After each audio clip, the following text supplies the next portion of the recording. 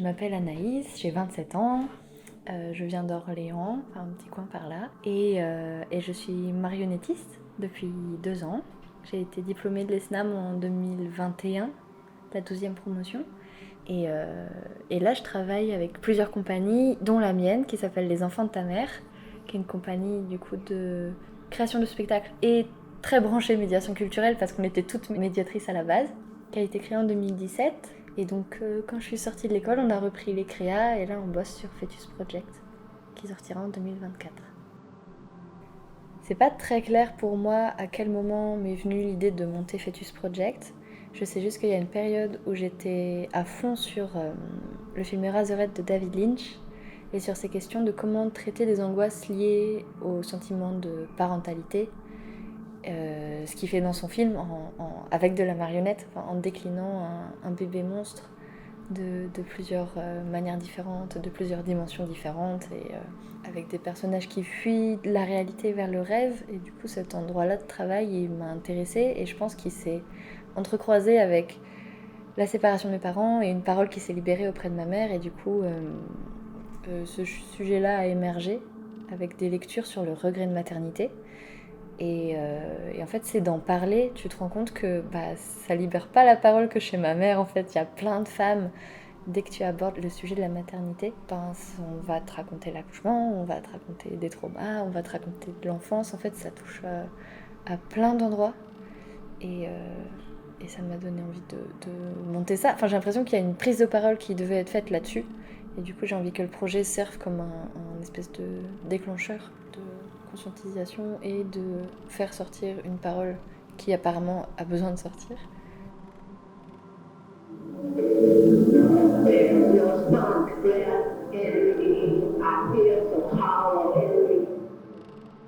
J'ai l'impression qu'il n'y a pas besoin de faire ce spectacle, mais en fait, quand on va chercher dans des histoires d'inconscient et de schémas et d'héritage, on est plein de contradictions.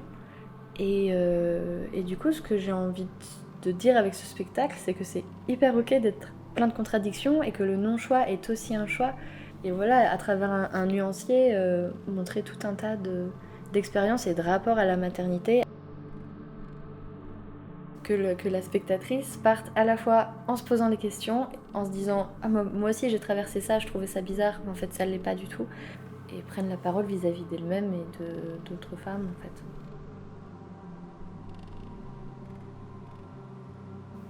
Mon lien à la marionnette, il est un peu étonnant, parce que je l'ai moi-même découvert au fur et à mesure. J'allais tout le temps au théâtre quand j'étais en Hippocagne et en Cagne. Et ce qui était chouette, c'est qu'à Orléans, ils programmaient tous les spectacles de Gisèle Vienne. Et en fait, j'ai eu des grosses révélations pendant ces spectacles. Et en fait, au fur et à mesure de l'école, je me rends compte qu'il y a des expériences marionnettiques que j'ai déjà eues, que quand j'étais petite, j'écrivais des sketchs de ventriloquie dans ma chambre avec des gros mots, il fallait pas que ma mère trouve le carnet. Et du coup, ce qui m'intéressait beaucoup, c'était plus les techniques marionnettiques de conscientisation du mouvement, de rapport à la matière, et pas forcément la marionnette. Et j'ai beaucoup ce mot réconciliation qui me vient, et j'ai l'impression que l'échange humain-marionnette permet d'avoir ces dialogues et d'aller au bout de certaines émotions qui font qu'au bout d'un moment, on traverse les choses et on trouve un endroit d'apaisement et de réconciliation.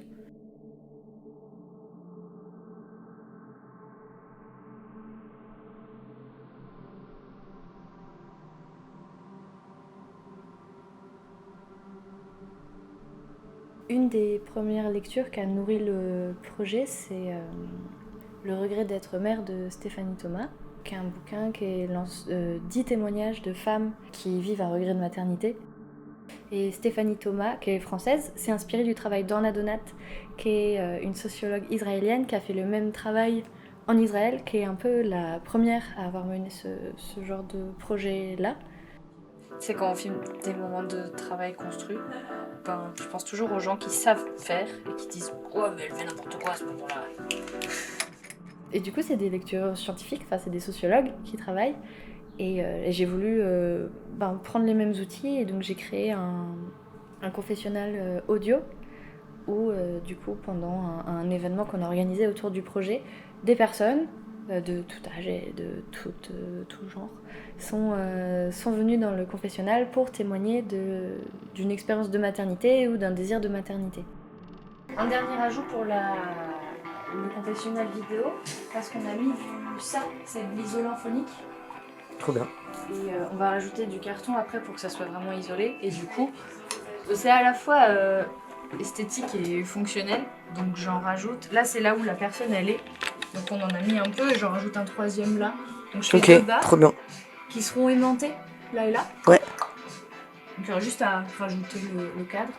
Et Trop en fait, cool. Tout se démonte, tout est sur charnière là. Et cette matière, elle sert dans le spectacle, elle est directement, on l'entend dans le spectacle, elle est diffusée à différents endroits. Et c'est des témoignages qui servent à driver le personnage principal sur elle, son expérience de maternité cauchemardesque, et à donner différents aspects de cette expérience-là. Et ça. Et tu fais ça. Mais il y aura une petite ouverture, et des petites lumières et des petits objets très mignons. Genre C'est un super chat en ça. plastique. Et les deux, je pense, je vais doubler. Ça va être cool. Bah oui, ça va être super. Ils sont beaux. Disons que la marionnette un peu défi, c'est la marionnette pour l'image finale du spectacle, qui est un espèce de fœtus naïf de 2 mètres sur 1,50 m en lévitation. Et pour avoir une structure assez légère, on a utilisé du Vorbla, qui est une résine thermoformable. Chez les marionnettistes, on utilise beaucoup un Vorbla qui est plutôt marron, qui est assez facile à utiliser. Et après, il y en a d'autres. Il y en a des rouges, des noirs, des blancs. Le noir est assez fin. Enfin voilà, chacun a un peu ses propriétés. Et il y a un Vorbla transparent. Et ce Vorbla est assez difficile à travailler parce qu'il se ramollit assez vite, mais sa température de fusion, donc pour fondre et pour coller, elle est à 200 degrés.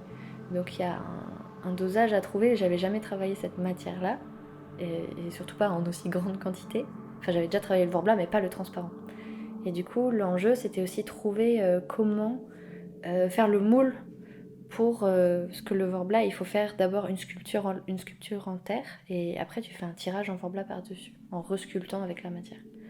Donc il a fallu inventer comment faire un cadre, enfin comment faire à une échelle assez petite, puis faire à l'échelle qu'on veut, donc 1,50 m sur 2 mètres, en faisant un espèce de moule positif, donc un quadrillage en volume, en bois, genre des lattes que tu croises, puis remplir tout ça, faire la sculpture en terre. Donc on a utilisé, je crois, 40 kilos de terre, un truc comme ça.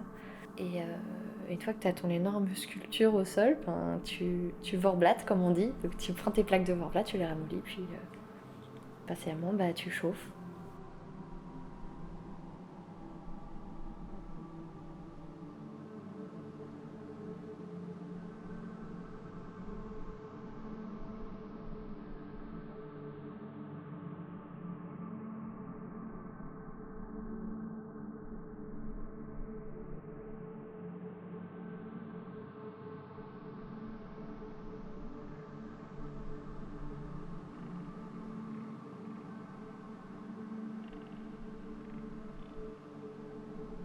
La femme coquette sans enfant n'a pas de place dans la cité. C'est une inutile.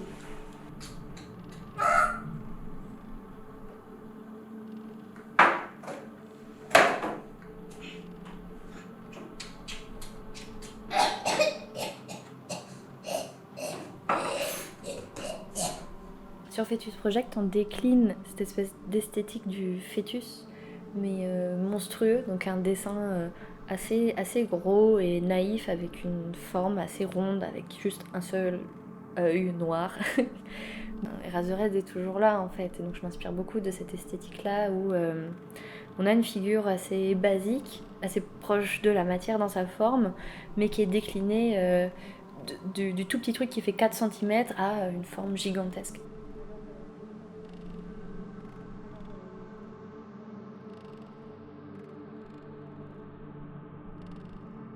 Et d'avoir une échelle moyenne qui permette des échanges, donc c'est carrément une meupette qui parle.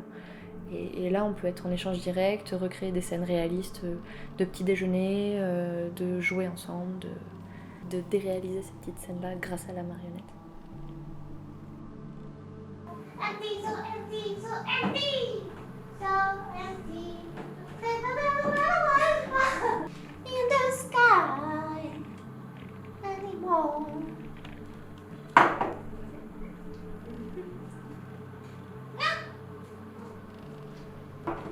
Oui, j'ai un moins de détails.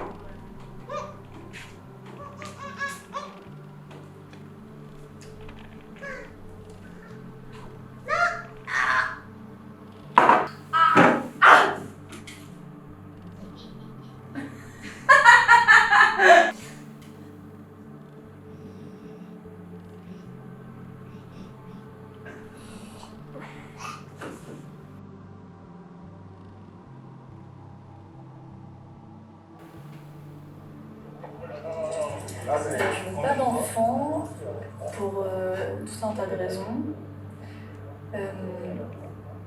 C'est quelque chose qui m'angoisse beaucoup parce que j'aurais pas du tout envie d'entretenir un rapport de domination.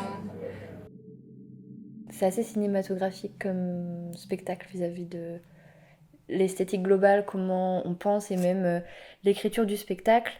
C'est une écriture de plateau, mais sur papier, je l'écris comme un scénario de cinéma avec le mouvement, le son, la lumière, les entrées, les sorties, les ambiances.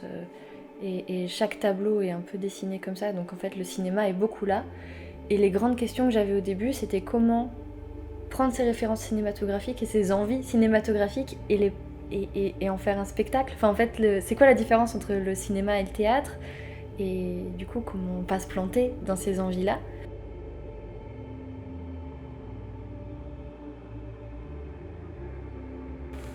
Non, c'est juste qu'il faut anticiper le système, c'est pas forcément très bien. Non, mais du coup, on peut se dire qu'on va pas pouvoir montrer ça à votre partenaire. Non.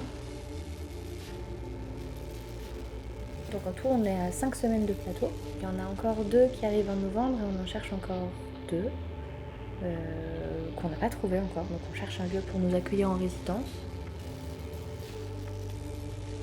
À chaque fois, je finis sur les autres phrases. Je ne ponctue jamais.